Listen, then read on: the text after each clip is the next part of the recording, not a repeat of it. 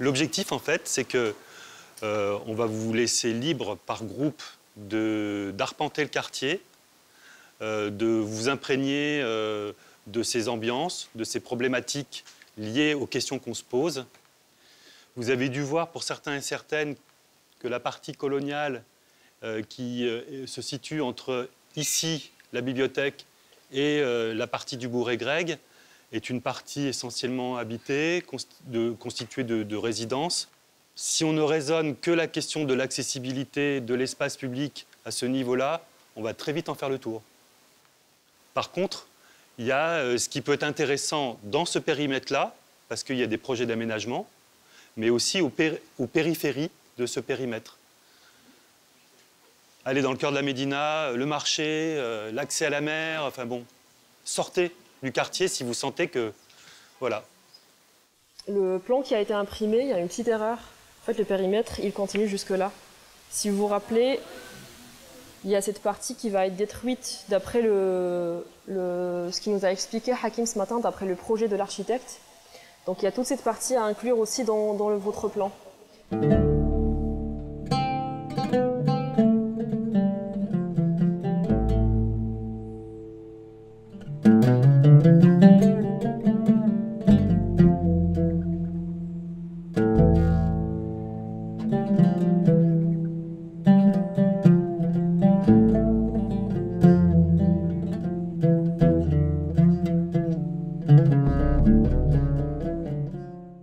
Alors, l'idée, c'est de travailler sur des problématiques spatiales, en l'occurrence la question de l'accessibilité, à partir des entrées disciplinaires différentes, à savoir l'urbanisme d'un côté et l'architecture d'un autre, mais aussi de faire travailler des étudiants issus d'origine culturelle et aussi disciplinaires différents. L'idée, c'est de ne pas imaginer un exercice ou une problématique hypothétique, comme ce qui peut se faire comme d'habitude dans les écoles d'architecture, mais plutôt de partir d'une commande qui n'est pas simulée, Donc le premier contact, c'était avec une association qui est assez sensible à cette question-là, qui nous a orientés vers un projet d'aménagement et de mise en valeur d'un espace public mené par un architecte.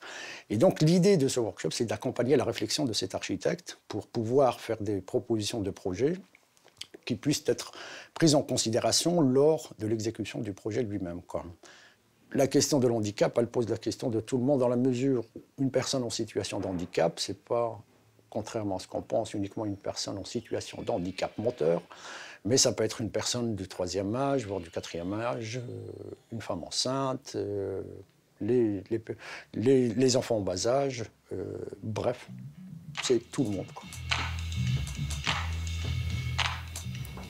Bonjour à toutes, bonjour à tous. Wissam El Asri et Pablo González avec vous depuis l'ISIC, l'Institut supérieur de l'information et de la communication de Rabat au Maroc. Nous vous souhaitons la bienvenue à La Voix des Trois-Rives, l'émission mensuelle consacrée aux innovations sociales, environnementales et urbaines portées par les sociétés civiles en Méditerranée. Au Maroc, il y a 2,2 millions de personnes en situation de handicap, selon une enquête nationale menée en 2014, et cela représenterait environ 6,8% de la population marocaine qui s'élève à 35 millions d'habitants aujourd'hui. Quand on parle de handicap, on pense naturellement aux personnes en fauteuil roulant, mais ce serait vraiment une erreur de résumer le handicap à cette seule composante. Durant mon jeune âge, on parlait beaucoup de personnes handicapées et plutôt d'handicapés. Et handicapé, c'était vraiment très péjoratif, c'était même une insulte parfois. Et que ce soit l'OMS ou pas mal d'organisations internationales, ils ont vu que l'handicap, c'était aussi une situation plus une déficience. C'est ça ce qui crée le sentiment d'handicap. Et actuellement, pour qualifier les gens avec handicap, on parle plutôt de personnes en situation de handicap pour avoir cette conscience que l'environnement joue un rôle en fait, dans le handicap. On verrait que l'accessibilité urbaine fait partie de ça. En fait, on change l'environnement pour le rendre plus facile pour les personnes avec handicap, qui ne ressentent plus leur handicap. Si les associations peuvent participer à une meilleure prise en compte des personnes en situation de handicap, notamment par le biais de campagnes de sensibilisation, nous l'avons vu, il est impératif d'évoquer la question de l'accessibilité dès l'université et surtout de l'intégrer aux formations d'urbanisme et d'architecte qui ne traitent pas suffisamment le sujet pour le moment. Nous menons actuellement un workshop, un atelier entre les étudiants de l'Institut d'urbanisme et d'aménagement régional d'Aix-en-Provence et qui ont fait le déplacement au Maroc pour travailler sur un quartier à Salé et qui sont parmi nous aujourd'hui pour répondre à nos questions. Théa, Inès, bonjour. Bonjour. Bonjour. Notre terrain, où il se situe donc, sur la commune de Salé, c'est un terrain assez intéressant parce qu'en fait, on est vraiment à la jonction entre deux tissus urbains différents. On est en fait sur un territoire qui est à l'interface de la Médina et de la Marina, donc avec des problématiques différentes, des traitements au niveau de l'urbanisme et de l'architecture qui sont différents aussi, et effectivement aussi des populations qui y habitent qui sont différentes. Donc c'est vraiment un territoire intéressant et dans ce cadre-là, l'idée de la démarche, c'est vraiment de travailler donc avec les personnes en situation de handicap directement, mais aussi avec les accompagnants, avec les habitants. Et donc l'idée, c'est vraiment d'avoir une approche sensible du territoire où on va à la rencontre des usagers pour entendre en fait ce qu'ils ont à nous dire de leurs pratiques, de leurs besoins, de leurs problématiques. Donc voilà, c'est vraiment une approche des usages qui est vraiment importante et nécessaire pour nous. Et il y a aussi effectivement cet enjeu de réfléchir à l'accessibilité urbaine en prenant en compte tous les types de handicap. Je trouve ça très intéressant de faire collaborer l'école d'architecture et l'institut d'urbanisme parce que nous, futurs architectes et futurs urbanistes, avons des enjeux d'aménagement similaires, mais on y répond différemment. Nous, les futurs architectes, nous avons plus une approche de projet qui vise à spatialiser un espace, que ce soit un espace vide ou plein, alors que les urbanistes, ils sont plus... ils ont plus un rapport théorique et réglementaire au projet et ils ont une approche plus programmatique alors que nous, on cherche à donner forme à ce programme. Donc je trouve qu'on peut parfaitement aboutir à un projet bien pensé et élaboré et ça ne peut qu'être une expérience enrichissante pour les deux côtés.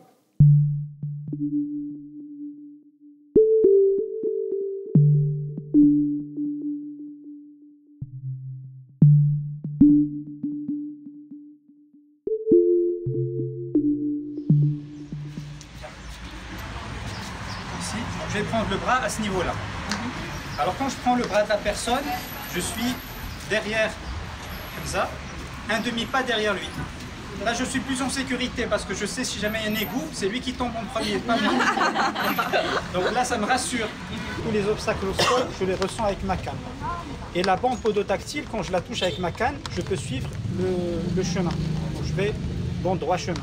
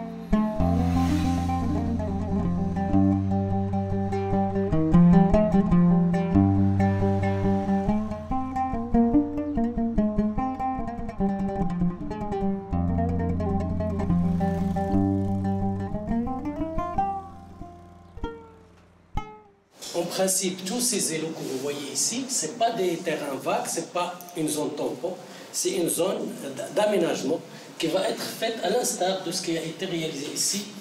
Juste après cette partie-là, il y a un espèce de terrain vague qu'ils utilisent pour les entreprises qui font le revêtement à l'intérieur de la Médina. Et du coup, c'est des terrains qui servent à rien. Pour l'instant, il y a une entreprise qui est posée là, mais elle ne va pas rester très longtemps. C'est juste le temps de faire les revêtements. Et c'est juste la partie avant la plage. Et comme vous avez parlé de continuité entre le tram, le marché et la plage, on s'est dit que ce serait bien d'intégrer cet espace dans le plan d'aménagement. Il y a principalement deux ambiances ou deux zones. Donc, une partie résidentielle avec des trottoirs plus larges, mais inaccessibles aussi parce qu'on avait toutes les voitures qui se mettaient sur les trottoirs parce qu'on n'avait pas de stationnement. Et une deuxième zone avec toutes les cliniques et les administrations. En fait, moi, ça m'a fait un peu l'impression d'un grand territoire, beaucoup de foncier, mais ici, il ne passait pas grand-chose. Et donc, peut-être l'envie de donner envie aux gens d'y venir. Et on s'est rendu compte hier par les témoignages qu'au final, l'accessibilité, ça venait aussi avec inclusivité. Et d'en faire un territoire inclusif, de donner envie aux gens d'y venir et de leur donner accès à ce territoire. Imaginez un PMR. Il est en train de se balader dans un espace qui est dense. Il se retrouve face à des stationnements en deuxième position, à des marchands ambulants, à des gens qui circulent un peu partout. Il n'y a pas une organisation de l'espace. Et ça me poussait à dire, est-ce qu'il y a vraiment une organisation de l'espace au sein de la Médina, au sein du programme de la réhabilitation? Est-ce qu'il y a vraiment une organisation spatiale qui est programmée? Et aussi, quand on parle d'une ville inclusive, est-ce qu'on parle de la place de la femme marocaine au-delà de l'handicap qui est physique? Est-ce qu'on parle, il y a un handicap par rapport à la situation de la femme marocaine? On retrouve plus de personnes qui sont hommes que de femmes. C'est un problème au niveau du Maroc. On a souvent les textes ils sont bien faits, mais l'application, compte tenu des difficultés de la mise en œuvre, on fait souvent une application juste pour la forme. Donc si vous voyez certaines rampes, vous allez visiter ici à Rabat et même dans d'autres villes, vous allez voir que la rampe, c'est vraiment une vraie rampe de lancer de fusée, de lancement. C'est une rampe pour rendre les personnes handicapées. Impossible de l'utiliser, donc il est fait juste pour la forme et pour le besoin de l'autorisation. Le constat que nous avons fait, je pense que vous avez déjà fait, c'est un territoire qui est un peu conflictuel. Pourquoi il est conflictuel? À mon avis, parce que chaque chose tourne le dos à l'autre. Et ce qui fait qu'il y a des tensions spatiales extrêmement fortes. Je suis curieuse de savoir quelles sont les problématiques principales que vous avez posées avant de proposer ce projet. Une problématique principale. La problématique, c'est la convergence urbaine. Comment on va représenter, si tu veux, un quartier situé entre la Médina et un quartier très contemporain de la marine. Donc on a parlé avec les représentants et quelques habitants. Oh, moi, vous savez, c'est bien aussi de parler avec les riches. C'est pas parce qu'ils sont riches, mais parce qu'ils peuvent dire des choses intéressantes. Ils disent pas toujours des choses intéressantes, mais parfois ils le disent. Moi, je suis riche, mais je dis des choses intéressantes.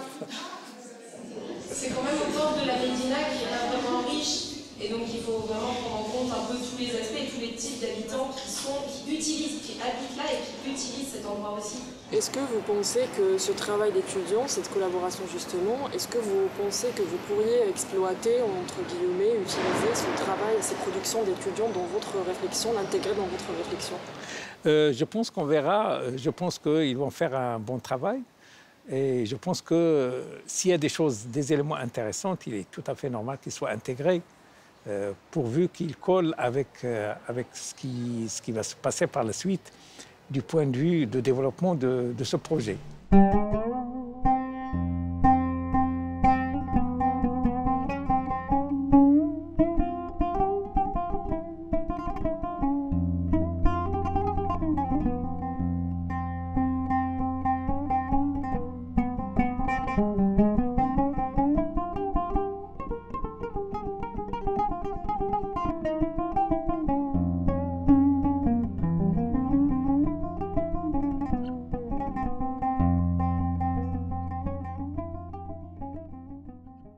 Le Maroc, il va plus loin en termes d'études, mais en termes de réalisation, il y a un problème.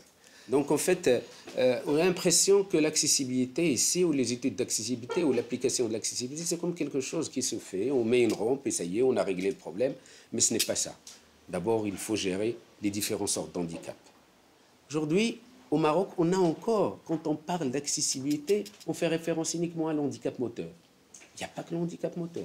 Je me posais la question, je trouve que c'est très dur, en tout cas dans l'exercice qu'on fait là en ce moment, de s'extraire de l'accessibilité d'un point de vue physique et des handicaps physiques, et de penser les handicaps, toutes les autres sortes de handicaps, et notamment les handicaps mentaux. Et du coup, je me demandais quels étaient en architecture et en urbanisme, est-ce que vous avez, vous, des références dans vos projets de comment on construit, on réaménage l'espace public pour ces types de handicaps-là et est-ce que vous travaillez sur ces questions-là dans vos projets? Et si oui, est-ce que vous avez des références particulières sur des handicaps qui ne sont qui sont pas physiques, quoi? Tout ce qu'on peut, moi je pense, travailler, c'est avant tout les pictogrammes et les couleurs. Et après, prendre cas par cas. Aller par cas avec une équipe pluridisciplinaire. Vous aviez dit tout à l'heure, qu'est-ce qui se passe, comment est-ce qu'on peut intégrer les personnes concernées dans le processus de conception de bâtiments afin de faire en sorte qu'ils soient accessibles? Est-ce que vous pensez qu'il faudrait que cette intégration se fasse au niveau du diagnostic de l'architecte ou bien au niveau de la commission? Et est-ce que ce serait possible au jour d'aujourd'hui d'intégrer ces personnes-là au niveau des commissions? Si on a une commission au niveau de l'aménagement, au niveau de l'urbanisme, des personnes concernées qui sont formées et qui instruisent des dossiers, qui regardent les plans, je sais pas, les plans de lotissement, les plans d'aménagement, tout ça, ils regardent de plus près, eh bien, ils vont être efficaces, hein, pourquoi pas.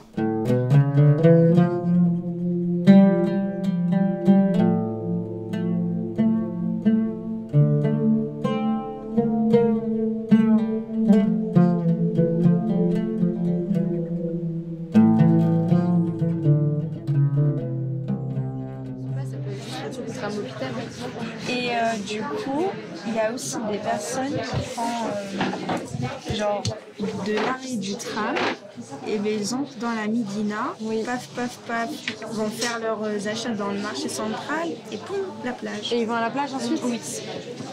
T'as entendu ça? Oui, 2 personnes. Tu vois, on a tous un peu une dizaine d'entretiens, avec les dizaines d'entretiens, on a fait tous nos parcours, mais en même temps, est-ce que c'est représentatif vraiment de tous les usages? Pas tracer chaque trajet qu'on nous a dit et en faire une petite déplacement. Il faut privilégier. Ouais, il faut faire des choix. Là, tu fais comme ça. Là, tu vois que c'est celui-là. Mais tu vois pas la limite. Ouais, mais à la limite, tu fais ça et ça et ça, à la limite. Parce que là, vraiment, t'es en train de nous saccager la... Bah ouais, après, c'est... Tu mens. Il y a un carré, là. Mais on voit pas le carré, là. Regarde ça, là. Qu'est-ce que c'est que ce truc? Ça, c'est des habitations. Il y a un mec qui est sorti de là qui nous a dit, bonjour, il y a ici. Je te jure, c'est des habitations tout le long. T'as les 2 routes qui passent comme ça. Et tout ça, c'est piéton. Avec, là, tu descends.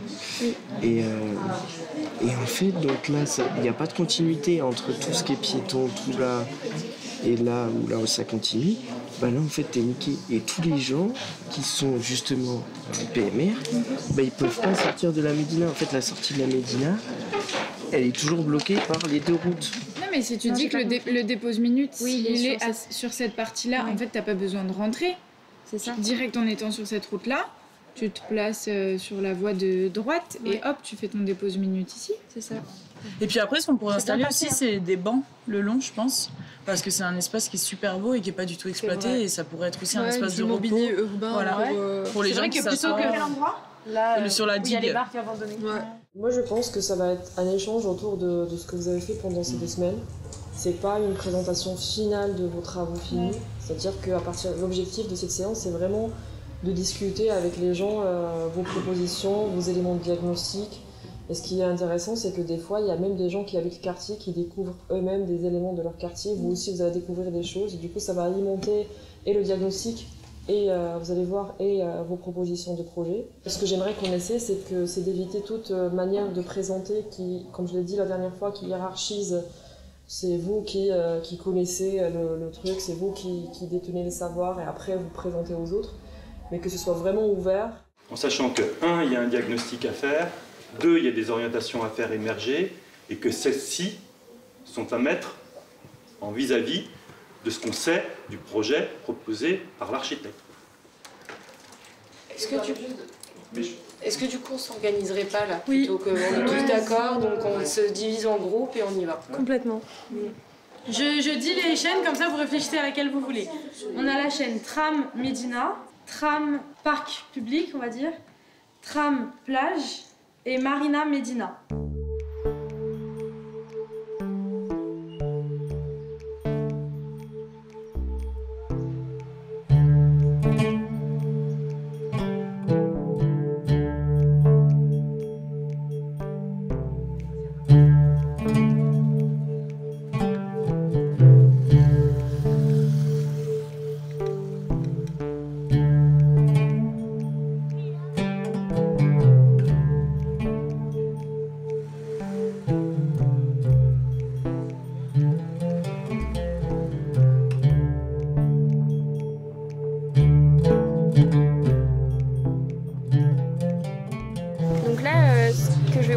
En fait, on a une petite équipe très sympathique sous les yeux.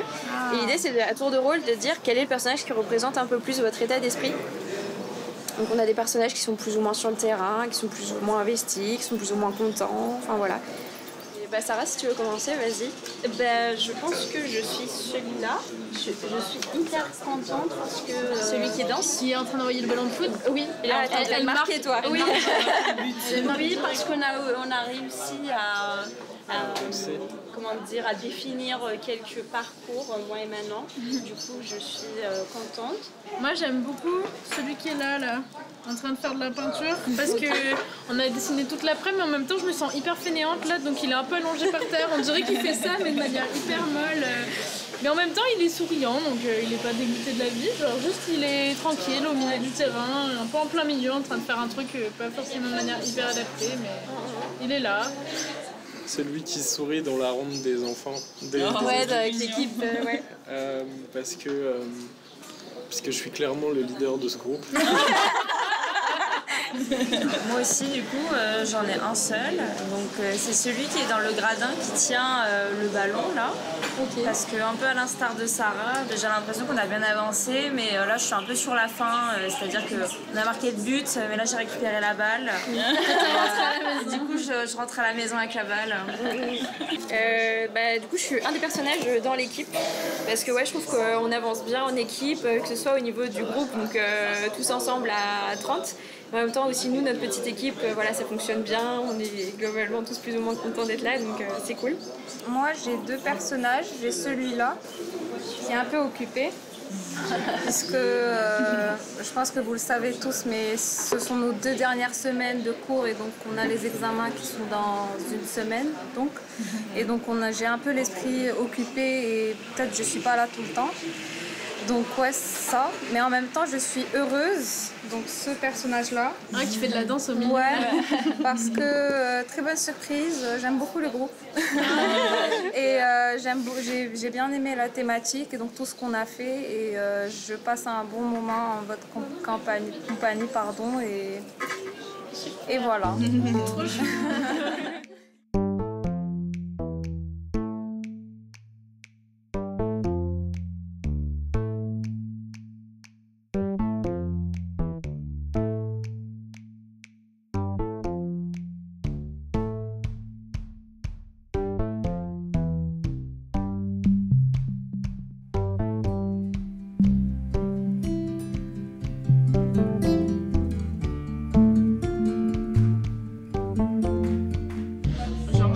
Là.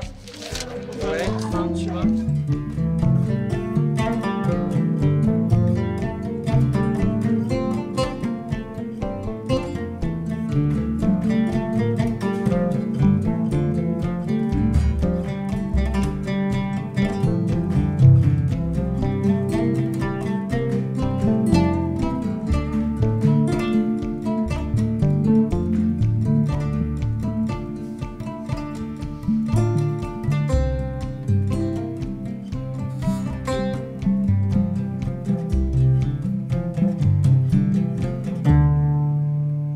Avant que ça commence, je pensais que c'était plus un travail normal, ordinaire d'atelier. Genre, on va partir sur le site et faire analyse et pas de mise en situation et tout. Mais par la suite, je me suis rendu compte que c'est plus qu'un travail de diagnostic. c'est une mise en situation, c'est plutôt comprendre les personnes en situation de handicap et comprendre leurs difficultés dans le quotidien et que c'est pas vraiment facile de vivre comme handicapé dans une société marocaine qui comprend pas vraiment leurs difficultés au quotidien. Je pense que ce workshop, il m'apporte énormément de choses au niveau de ma sensibilité aux personnes en situation de handicap. Et c'est drôle parce que ces derniers mois, avec ma cheville cassée, je me posais beaucoup de questions et ça m'intéressait beaucoup plus. Et là, d'avoir un peu plus un cadre technique qui me permet d'appréhender ça en urbanisme, à titre personnel, je trouve ça génial.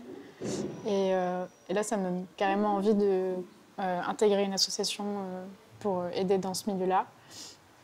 Après, là, au niveau universitaire, je trouve ça aussi super chouette qu'on puisse être en lien avec les étudiants architectes de Rabat, de pouvoir discuter, de voir comment leurs études fonctionnent, leur vision d'architecte sur la méthodologie, sur le projet, et de pouvoir mêler ça, donc d'avoir un peu cette approche Rabat-Marseille, et voilà. Et puis là, le fait qu'on rencontre des intervenants tous les jours en situation de handicap, je trouve ça hyper touchant.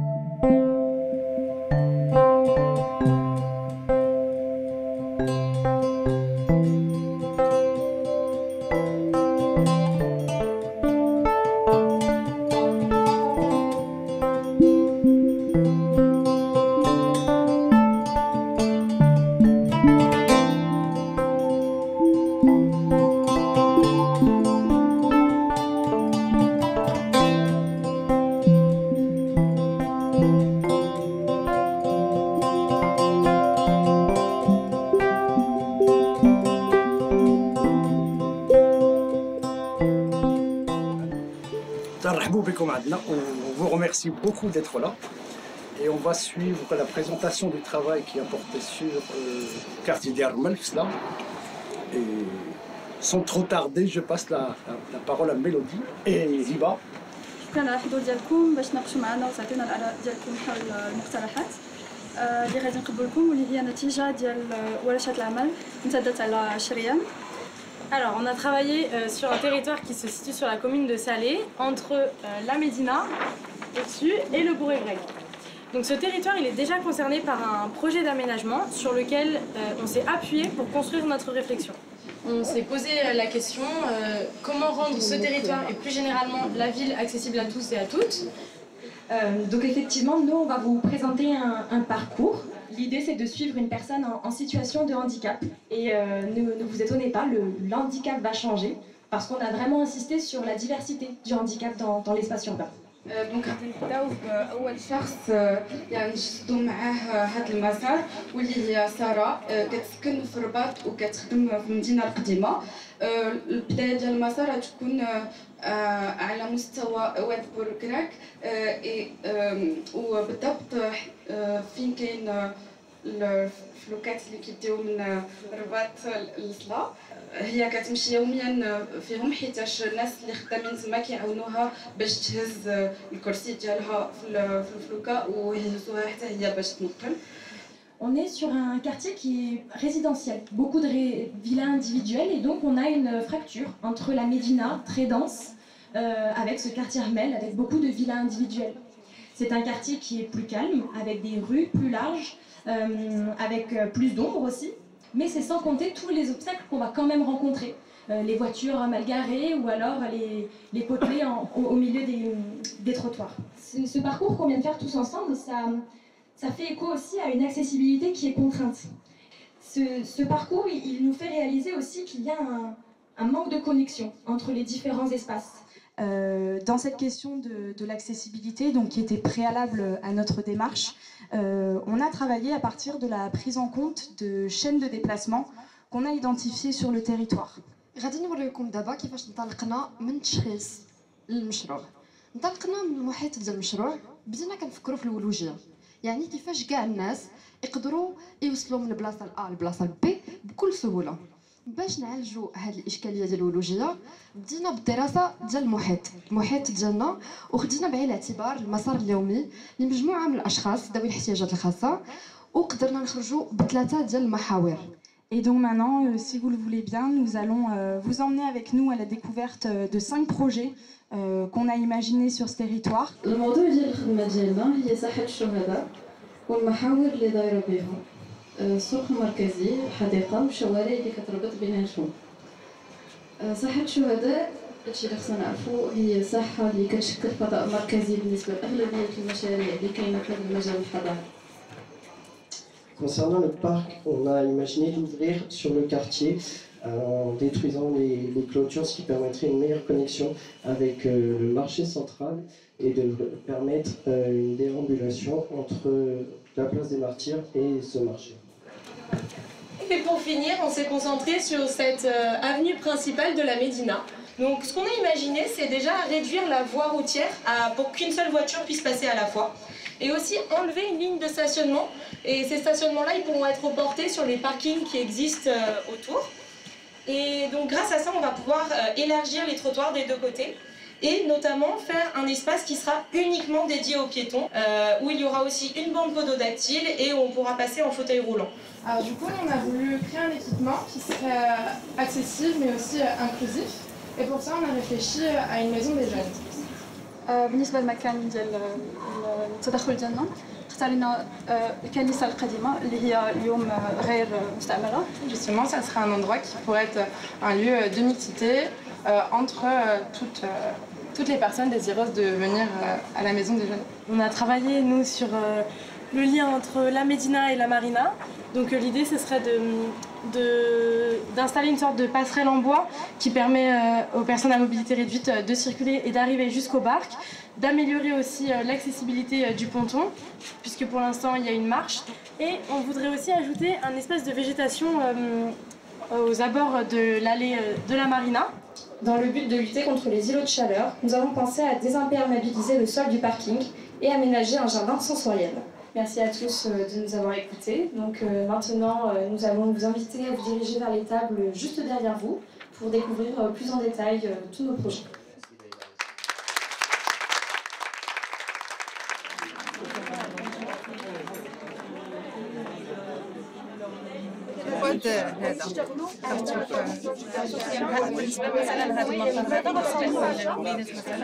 عوض يجيو عندنا اسمين تعطيني القاعه نخدموا لهم هنايا مثلا الموبيل ديالنا ولا القطور ديالنا والاطفال اللي قريبين لهذا سميتي تابعين لينا عوض يجيبوا الترونسبور ويتنقلوا حتى لهنا.